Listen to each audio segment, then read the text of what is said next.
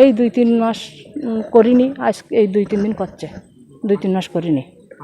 আগে মানে রান্নার ইয়েতে ছিল, ওই শেফে ছিল, তার মধ্যে একটা মালিকের কাজ করতে করতে ও জোগাড়ি কাজে যেত।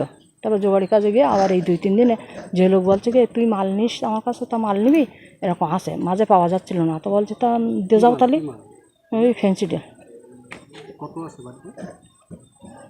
কতটা থাকে জানি, তার সঙ্গে জানি না, 3-4 পাটি বিক্রি করতো। আপনারা জানেন না যে এটা অবৈধ কাজ? জানতেন না আপনার ছেলে এসব করছে?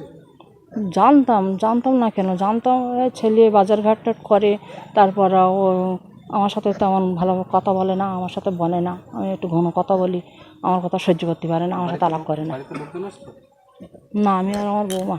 না, বাইরে থেকে লোক আসতো? কোথায় বসে বিক্রি করতো? এই বাড়িতে নিয়ে যেত। বাইরে থেকে লোক আসতো? দুটো ছেলে আসছো, তার তো একটা ছেলে ধরিস, একটা ছেলে দৌড়ে চলে গিয়ে। আজকেও নিতে এসেছিল? এইভাবে বাড়ির মধ্যে অবৈধ ব্যবসা চলছে, আপনারা কোনোদিন প্রতিবাদ করেননি? আপনারা প্রতিবাদ করেননি যে বাড়িতে এইভাবে ব্যবসা করছে, অবৈধ ব্যবসা? অত কিছু বুঝিনি তো, এত জরুরি এত মানে এত মানে অনলিগালভাবে হবে, তা এত ক্ষতি তা। হ্যাঁ।